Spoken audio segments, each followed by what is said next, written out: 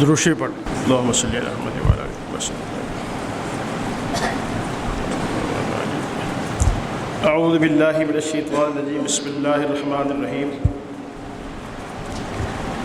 انما یعمر مساجد اللہ من آمن باللہ والیوم الآخر واقام الصلاة وآت الزکاة ولم یخش الا اللہ فعسى اولئک ان یکونوا من المہتدین۔ میرے عزیز دوستو، اللہ تبارک و تعالیٰ کا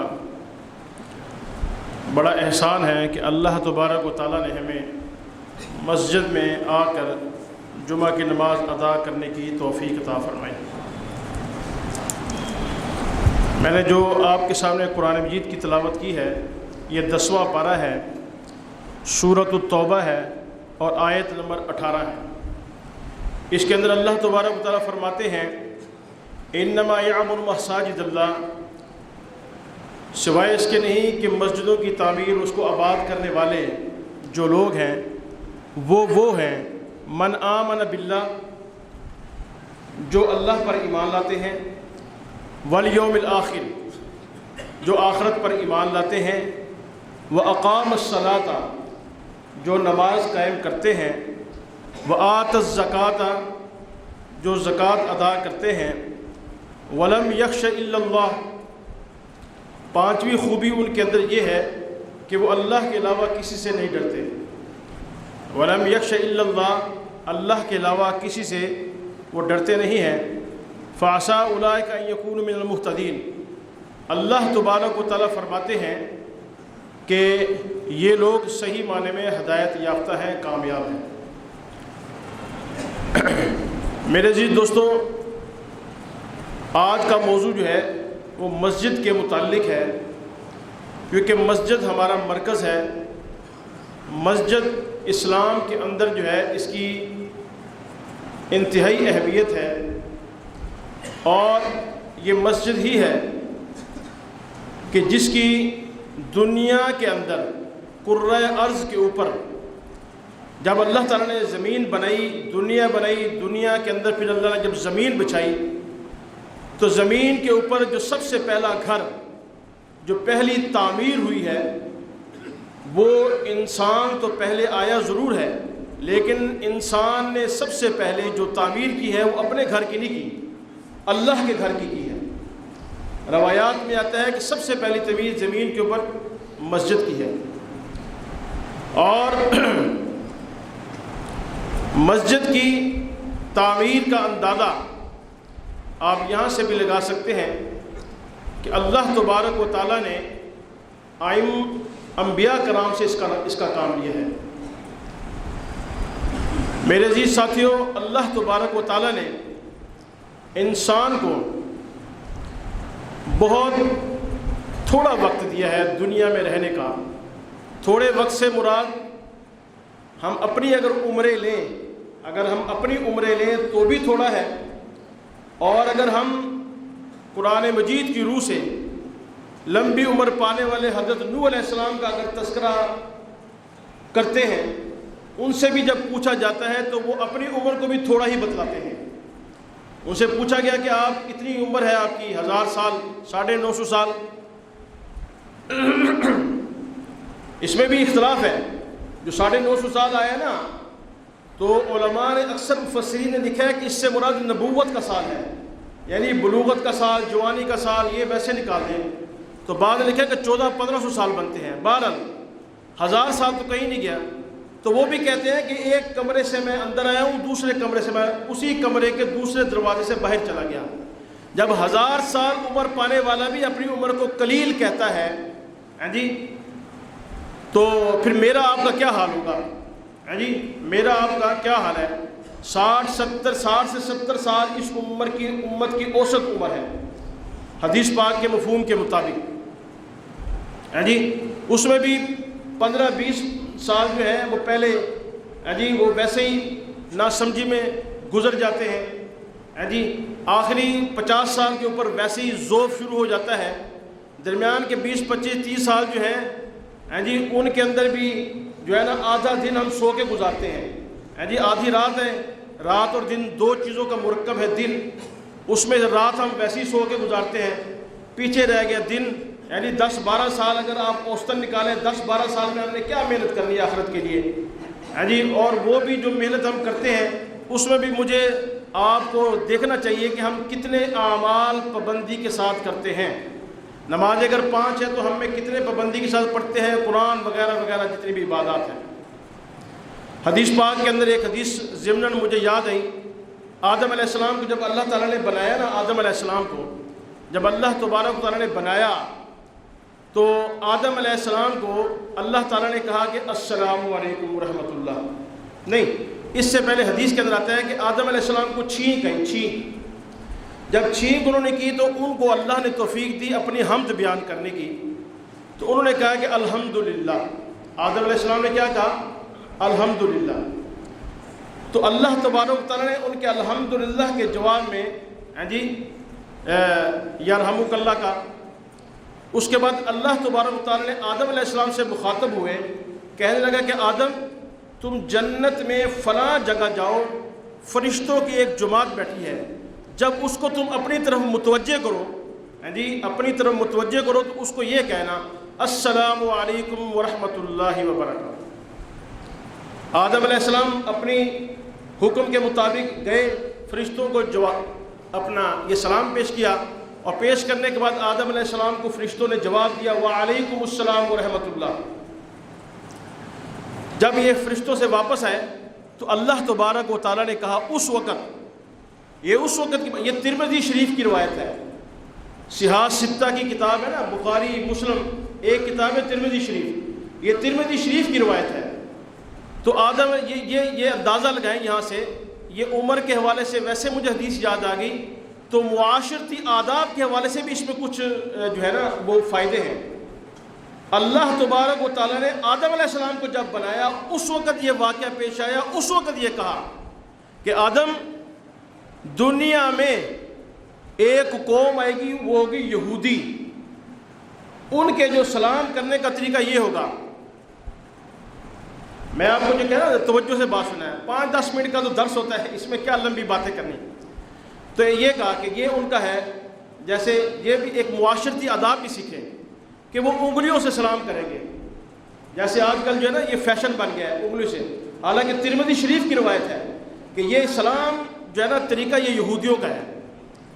اور پھر کہا ایک اور قوم آئے گی، وہ ہوں گے عیسائی، ان کے سلام کرنے کا طریقہ یہ ہوگا ہتھیلیوں سے سلام کریں گے، ہاں جی.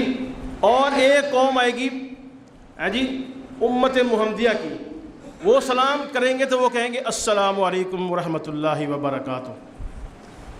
یعنی تینوں قوموں کا تذکرہ سلام کا طریقہ بتایا آدم علیہ السلام کو. ایک تو معاشرتی علم یہ بھی حاصل ہوا کہ ان دونوں چیزوں سے ہمیں اجتناب کرنا چاہیے، یوں بھی کرنے سے اور یہاں اس طرح بھی کرنے سے اس کو اجتناب کریں. یہ آداب کے خلاف ہے، اسلامی طریقے کے خلاف ہے. بہرحال آدم علیہ السلام کو اللہ نے کہا کہ آدم تمہیں دونوں ہاتھ میں سے کون سا ہاتھ پسند ہے؟ یہ حدیث آ گئی ضمناً میرے ذہن میں. فرمایا کہ یا رسول اللہ دایاں ہاتھ. فرمایا جاؤ میں نے تمہارے دائیں ہاتھ میں برکت رکھی ہے. یہی وجہ ہے کہ ہر اچھا کام جو ہے وہ دائیں ہاتھ سے کرنے کا حکم دیا گیا ہے. یہی وجہ ہے کہ دائیں ہاتھ سے استنجا کرنے سے منع کیا گیا ہے. یہی وجہ ہے کہ دائیں ہاتھ سے جوتیاں اٹھانے سے آداب کے خلاف ہے، منع کیا گیا ہے، بائیں ہاتھ سے رکھتے. اسی طریقے سے آدم علیہ السلام نے اپنے ہاتھ کو فرمایا کہ اپنے ہاتھ کو غور سے دیکھو. یہ بھی ترمذی شریف کی روایت کے اندر ہی آتا ہے. جب انہوں نے اپنے ہاتھ کو غور سے دیکھا تو حضرت آدم علیہ السلام کو اپنی اولاد اپنے ہاتھوں میں نظر آئی، اولاد آدم. ان میں یہ دیکھا کہ ایک چہرہ ان کو بڑا خوبصورت نظر آیا، چمک رہا تھا. آدم علیہ السلام نے اللہ سے پوچھا کہ یا اللہ یہ چمکتا ہوا چہرہ کس کا ہے؟ فرمانے لگے یہ تمہارا بیٹا داؤد علیہ السلام ہے. ایک تمہارا بیٹا ہوگا اس کا نام ہوگا داؤد، یہ داؤد کا چہرہ ہے. یا اللہ یہ چہرہ بڑا چمک رہا ہے. تو فرمایا کہ یہ نبی ہوگا وقت کا، یہ تمہاری اولاد میں سے ہے، اس کی عمر 40 سال ہوگی، 40 سال. فرمایا کہ میں نے جب اپنی مخلوق کو بنایا، اسی روایت کے اندر آتا ہے، تو یہ دونوں آنکھوں کے درمیان، یہ دو جو آنکھیں ہیں نا، ان کے درمیان ہر آدمی کی عمر لکھ دی گئی ہے. اسی روایت میں آتا ہے ان دونوں آنکھوں کے درمیان ہر آدمی کی عمر لکھی گئی ہے، پنچ ہو گئی ہے۔ تو جب آدم علیہ السلام نے دیکھا نا ان کی عمر کو تو 40 سال لکھا ہوا تھا، کہنے لگے یا اللہ میری عمر ہے 1000 سال، میرے بیٹے کی عمر ہے 40 سال، ہاں جی اسی روایت میں آتا ہے، تو اس کی عمر تو بہت تھوڑی ہے۔ اللہ نے کہا کہ بہرحال میں نے جس کا جو حق سمجھا میں نے وہی اس کو لکھ دیا۔ کہنے لگے یا اللہ کیا ہو سکتا ہے کہ میں اپنے 1000 سال عمر میں سے کچھ عمر دے دوں اپنے بیٹے کو؟ اللہ نے کہا دے دے۔ انہوں نے کہا جی میں 60 سال اپنی عمر کے اپنے بیٹے کو دیتا ہوں۔ کتنی عمر ہے؟ کتنے؟ 60 سال۔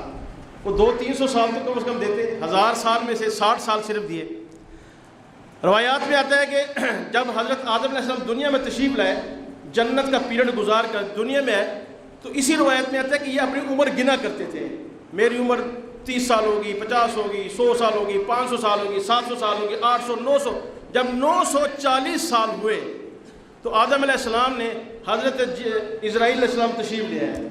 وہ کہنے لگے کہ حضرت میں نے آپ کی جان قبض کرنی ہے، آپ کی عمر پوری ہو گئی ہے۔ کہنے لگا یار میری عمر تو 940 سال ہے، 40 سال ہوئی ابھی میری عمر کے 60 سال بقایا ہے۔ کہنے لگے حضرت آپ کو یاد ہوگا، اللہ اکبر، آپ کو یاد ہوگا جنت میں آپ نے 60 سال اپنے بیٹے کو دے دیے تھے، داؤد علیہ السلام کو۔ تو میں نہیں کہتا، یہ نبی صلی اللہ علیہ وسلم کی حدیث ہے اور آدم علیہ السلام کا واقعہ ہے ترمذی شریف میں۔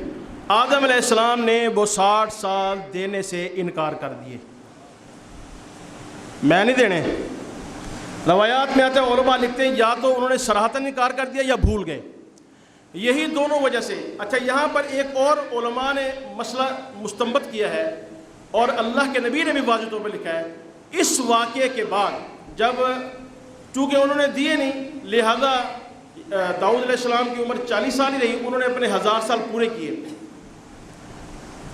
تو ایک چیز یہاں پر اللہ کے نبی نے فرمائی کہ جس وقت آدم علیہ السلام سے یہ واقعہ ہوا نا، تو یہ جو لکھنے کا عمل ہے نا، لکھنے کا عمل، جب کوئی معاہدہ ہوتا ہے ہم لکھتے ہیں، اس کو لکھ لیتے ہیں اور گواہ بنا دیتے ہیں۔ فَلْيَكْتُبْ بَيْنَكُمْ كَاتِبٌ بِالْعَدْلِ، سورہ بقرہ میں آتا ہے جی کہ جب کوئی معاہدہ کرو اس کو لکھ لو، اور ساتھ میں 2 گواہوں کے بھی دستخط ہوتے ہیں۔ یہ جو 2 گواہوں کے دستخط ہے اور معاہدہ کا لکھنا، یہ اسی ترمذی شریف کی روایت سے ثابت ہے کہ جب آدم علیہ السلام نے انکار کر دیا وہ معاہدہ کر کے جی، تو اللہ کے نبی نے فرمایا کہ آج کے بعد جب بھی کوئی معاہدہ ہو، جب بھی کوئی بات ہو، جب بھی کوئی ایگریمنٹ ہو، ایک تو اس کو لکھ لیا جائے، دوسرا اس کے ساتھ گواہ بھی بنا دیا جائے، تو ہمیں معاشرتی علوم بھی کچھ ملے۔ میں نے یہ بات ضمناً آ گئی کہ عمر بڑی قلیل ہے ہمارے پاس، وقت ہمارے پاس بہت تھوڑا ہے، لیکن ہم نے جو کام کرنے ہیں وہی ہیں۔ تو حدیث قرآن کے اندر آتا ہے کہ انما یعمر مساجد اللہ، مسجد بنانے والے جو مساجد بنائیں گے، جو مساجد کو آباد کریں گے، ان کی 5 صفات اللہ نے قرآن مجید میں یہاں ذکر کیا ہے۔ سب سے پہلی صفت کیا ہے کہ اللہ کے اوپر ایمان لائیں گے، اللہ کے اوپر ایمان لائیں گے۔ جو اللہ پر ایمان نہیں لاتا، اگر وہ مسجد بنا بھی دیتا ہے اس کو مسجد بنانے کا ثواب نہیں ملنا۔ شرعی مسئلہ سن لیں، شرعی مسئلہ سن لیں، اگر ورلڈ ٹریڈ سینٹر کے بعد اگر وہاں پر مسجد امریکن گورنمنٹ بنا بھی دیتی ہے تو ٹھیک ہے، اس کے فرائض میں شامل ہے، یا مسجد تھی گر کی بنا دی، لیکن اس کو ثواب نہیں ملے گا، سمجھے نا جی۔ دوسری شرط والیوم الآخر، مسجد آباد کرنے والے کے اوپر ضروری ہے وہ آخرت کے اوپر بھی ایمان لائے۔ تیسری شرط وہ اقام الصلاۃ، نماز کو بھی قائم کرے۔ ایک ہے نماز، پورے قرآن مجید کے اندر میرے عزیز دوستوں کہیں نماز پڑھنے کا حکم نہیں ہے۔ میں عرض کیا کرتا ہوں اکثر کہ اپنے علماء کرام سے قرآن کا ترجمہ سیکھا کریں، پڑھا کریں۔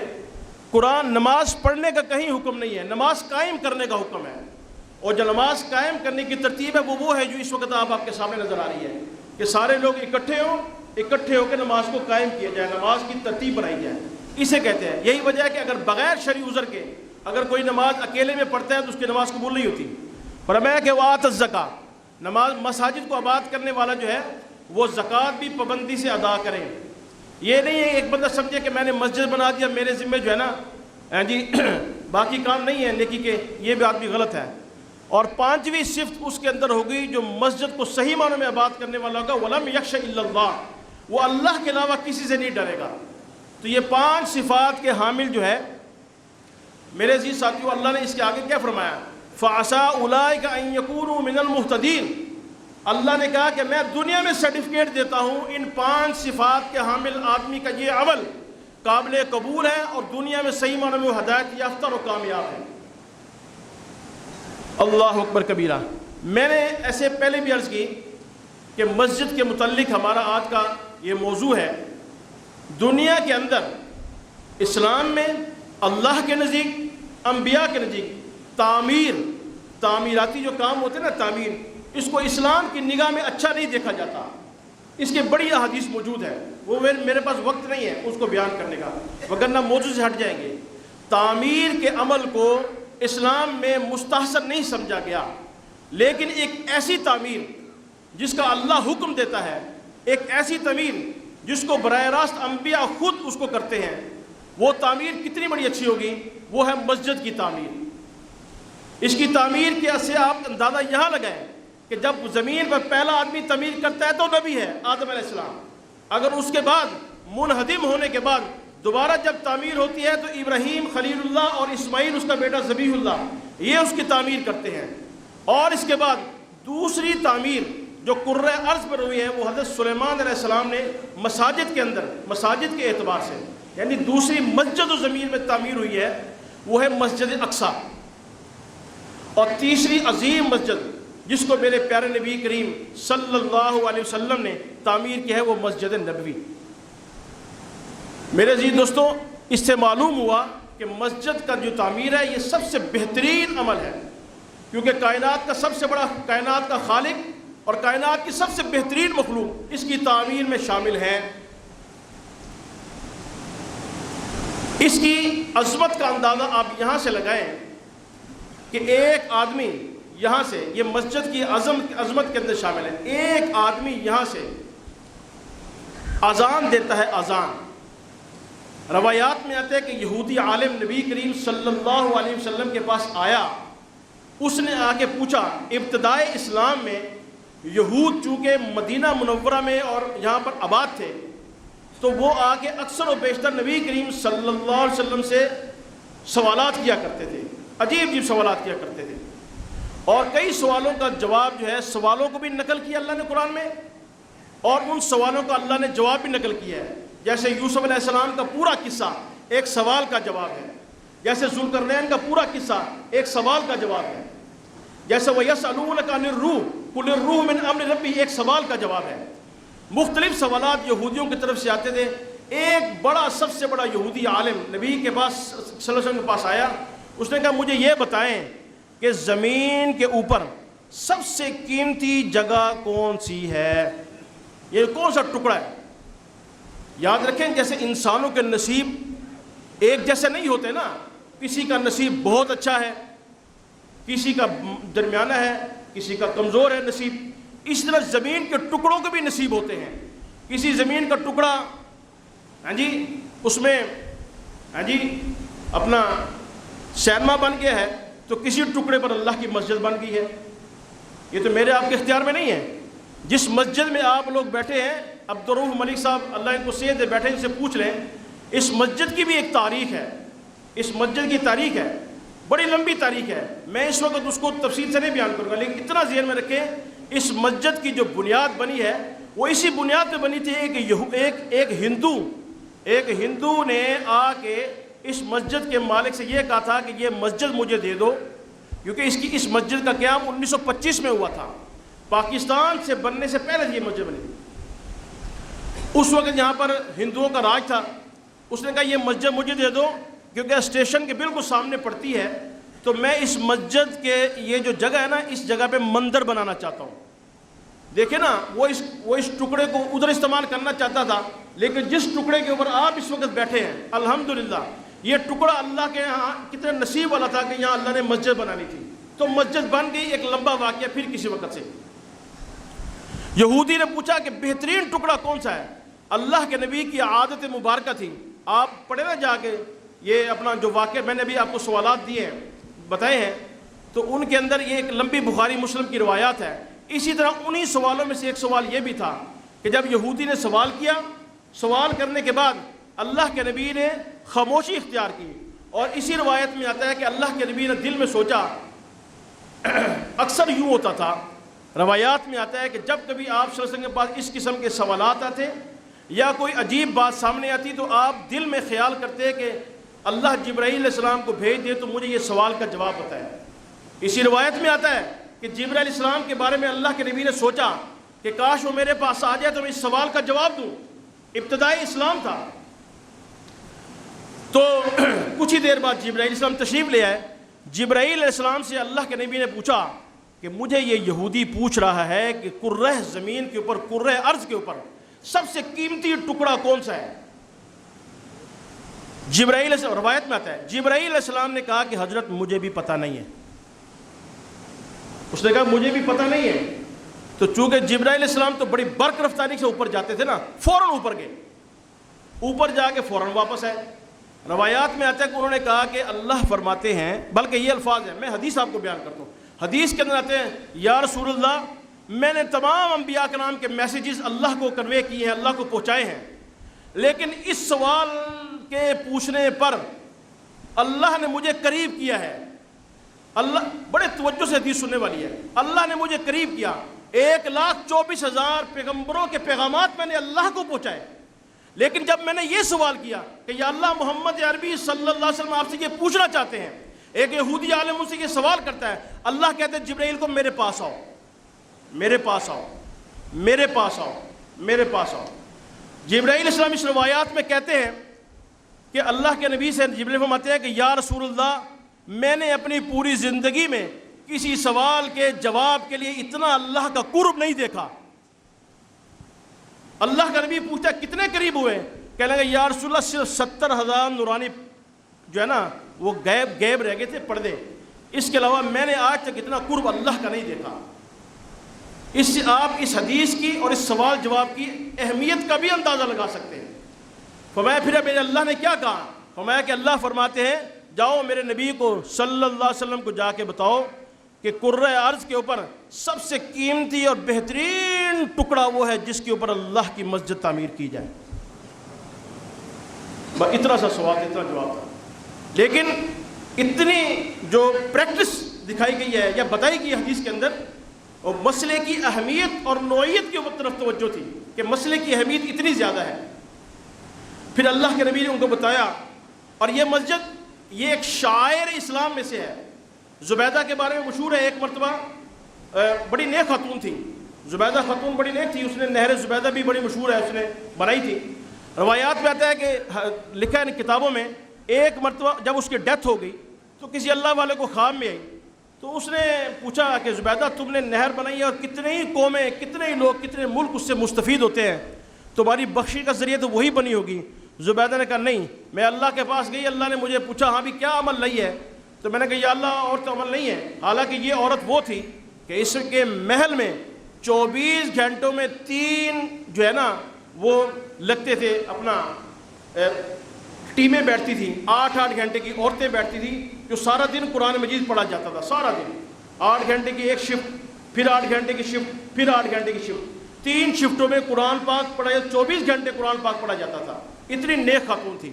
کہنے لگی نہیں، مجھے اللہ نے نہر کے مقابلے میں اور اس قرآن کے عمل میں اور جو بھی عمل تھے نہیں بخشا، بلکہ ایک مرتبہ میں دسترخوان پہ بیٹھے کھانا کھا رہی تھی، کھانا کھاتے ہوئے میں بھی کھانے کا نوالا اٹھا کے اپنے منہ میں رکھ رہی تھی کہ میں نے مسجد کی اذان سنی، مسجد کی اذان میں نے سنی، اذان سنتے ہی میں نے وہ نوالا نیچے رکھ دیا اور میں نے اپنا دوپٹہ ٹھیک کیا۔ دوپٹہ ٹھیک کرنے کے بعد میں نے جب دوپٹہ ٹھیک کر لیا، اس کے بعد وہ میں نے نوالا اٹھا کے کھایا۔ اس نوالا، اس عمل کی وجہ سے اللہ نے مجھے جتلایا کہ تم نے میری مسجد کی اذان کی اہمیت کو مد نظر رکھتے ہوئے توقف کیا، محض میرے ڈر سے، لو جاؤ میں تمہیں اس وجہ سے بخش دیتا ہوں۔ یہ اذان، اب اذان کا تعلق مسجد کے ساتھ ہے، مسجد ہوگی تو اذان ہوگی۔ میرے عزیز دوستوں بزرگوں، ایک نسخہ ہمارے اکابرین نے لکھا ہے، نسخہ ہے، بڑا اچھا نسخہ ہے ہاں جی، اور سنجیدگی سے سنیں۔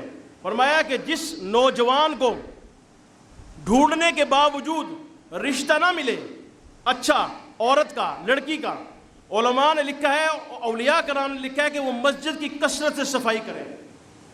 ہم جاتے ہیں جی مجھے رشتہ نہیں مل رہا، مجھے تویز دے دیں، میں فلاں فلاں کر۔ فرمایا علماء صلحاء اولیاء نے بالاتفاق لکھا ہے جس کو رشتہ نہ ملے وہ مسجد کی صفائی کرے. کیوں؟ امام طبرانی رحمۃ اللہ علیہ نے لکھا ہے اپنی کتاب کے اندر، حدیث کی کتاب میں، کہ حور عین، جو حور عین ہے، جو سب سے بڑی خوبصورت حور ہے جنت کے اندر، فرمایا اس کا حق کے مہر یہ ہے کہ مسجد کی صفائی کرے. جو دنیا میں مسجد کی صفائی کرے گا، حور عین کا مہر یہاں سے اس کو ادا ہوگا. آپ اس کا اندازہ یہاں سے لگائیں. ایک سیاہ فام عورت اللہ کے دور کے، اللہ کے نبی کے دور میں مسجد کی صفائی کیا کرتی تھی شوق سے. رات کو کسی وقت اس کی ڈیتھ ہو گئی، رات کو اس کو دفنا دیا گیا. صبح اللہ کے نبی نے پوچھا بھئی وہ عورت نظر نہیں آ رہی. میں یا رسول اللہ رات کو کسی عرصے میں وہ فوت ہوئی ہے اور ہم نے اس کا جنازہ پڑھا دیا. فرمایا نہیں، وہ تو مسجد کی خادمہ تھی. اللہ کے بندے تم اگر مجھے بتاتے تو اس کا جنازہ میں خود پڑھاتا. اور نماز پڑھانے کے بعد اپنے ساتھیوں کو لے کے اس کی قبر پر گئے اللہ کے نبی، اور بلند آواز سے تکبیر کہہ کے اس کے لیے دعا کی. اللہ اکبر کبیرہ. میرے عزیز دوستو یاد رکھیں، یہ مسجد، جس مسجد کے ہم اچھا یہ بھی ذہن میں رکھیں، ہم لوگ صرف مسجد کو عبادت کی نگاہ سے دیکھتے ہیں. جب خدا کی قسم معاشرے کے اندر مسجد مرکز کی حیثیت رکھتا تھا، اس وقت علماء، اس وقت مسلمانوں کی اہمیت پوری دنیا میں اس کی اہمیت سمجھی جاتی تھی. جب مساجد کے اندر ہی تمام امور زیر بحث اور زیر تکبیر ہوتے تھے، اس وقت تک مسلمان پوری دنیا پہ غالب رہے. آپ معمولی دیکھیں، اب آپ مسجد میں آتے ہیں صرف نماز ہی پڑھتے ہیں، لیکن یہاں آپ کو مختلف دروس ملتے ہیں. پہلا درس خدا کی توحید کا ملتا ہے. آپ یہاں آتے ہیں اللہ اکبر، اللہ اکبر، سبحان ربی العظیم، سبحان ربی الاعلیٰ، التحیات للہ والصلوات والطیبات والسلام علیک ایھا، یعنی ہر چیز میں اللہ کی توحید. لمبی بات ہے. دوسرا درس ہمیں یہاں سے جو ملتا ہے اس مسجد سے، ڈسپلن. آپ دیکھیں اسی مارکیٹ کا مالک جو ارب پتی ہے وہ بھی صف میں بیٹھا ہے، اس کا ایک عام ملازم 10 15 20 ہزار والا وہ بھی اس کے ساتھ صف میں بیٹھا ہے. بادشاہ بھی صف میں بیٹھا ہے، فقیر بھی صف میں بیٹھا ہے. کوئی نہیں پوچھتا کسی سے ہاں بھی تو بڑا ہے مجھ سے چھوٹا ہے، تو خوبصورت ہے کہ بدصورت ہے، تو عربی ہے کہ عجمی ہے. مسجد مساوات کا درس دیتی ہے. جب آپ مسجد میں آتے ہیں آپ کو دنیا کا ڈسپلن گزارنے کا آپ کو یہاں پر ترتیب ملتی ہے. یہی مسجد ہے جس سے آپ کو انضباط وقت اور مربوط زندگی کی ترتیب ملتی ہے. آرام سے آپ نے نیچے ہونا ہے، پہلے سجدہ کرنا ہے، پھر آپ نے رکوع کرنا ہے، پھر آپ نے سلام پھیرنا ہے، بڑی ترتیب کے ساتھ آنا ہے، بڑی ترتیب. یہ کیا ہے؟ یہ ساری یہ مسجد سے آپ کو آداب سمجھ میں آ رہے ہیں. مسجد سے نماز کا کام نہیں ہے کہ نماز پڑھی اور بھاگ. یاد رکھیں اس مسجد کو آباد کریں، اس کی تعمیر کے اندر بڑھ چڑھ کے حصہ لیں. میں آپ کو اگر میں نہیں بتاؤں گا تو آپ کو کون بتائے گا؟ اس ممبر سے اگر آپ کو حق کی بات نہیں ملے گی کہاں آپ کو ملے گی؟ بخاری مسلم کی روایت ہے، تمام صحاح ستہ میں روایت آتی ہے، جس میں فرمایا کہ جس نے اللہ کے لیے گھر بنایا دنیا میں، اللہ جنت میں اس کا ٹھکانہ بنائے گا. ابن جابر رضی اللہ تعالیٰ عنہ کی روایت ہے کہ جس نے دنیا میں چیل کے گھونسلے کے بقدر مسجد بنائی. چیل کا گھونسلہ چھوٹا سا ہوتا ہے، اتنا سا ہوتا ہے. مطلب یہ نہیں کتنی مسجد بنی، مطلب کیا ہے کہ جتنے اس گھونسلے کے بقدر بھی مسجد میں حصہ لیا، فرمایا یہ اس سے بھی کم اللہ جنت میں اس کے لیے ایک بہت بڑا محل بنائے گا. اللہ کے نبی نے فرمایا کہ مجھ سے میرے اوپر روزانہ میری امت کے ثواب پیش کیے جاتے ہیں کہ کون کون سے نیک اعمال کرتے ہیں. حتیٰ کہ حدیث کے اندر آتا ہے ہاں جی فرمایا کہ حتیٰ کہ میری امت کا کوئی فرد مسجد سے تنکا اٹھا کے باہر پھینکتا ہے تو وہ بھی مجھے پہنچایا جاتا ہے کہ تمہارے فلاں امتی نے تنکا اٹھا کے باہر پھینکا ہے. حضرت ابو ہریرہ رضی اللہ تعالیٰ نے فرمایا کہ جب اللہ کے جنت میں چاہو تو خوب چرا کرو. سوال کیا یار ابو ہریرہ نے فرمایا کہ نبی سے سوال کیا گیا یہ جنت کی چراگاہیں کیا ہیں؟ فرمایا کہ مساجد.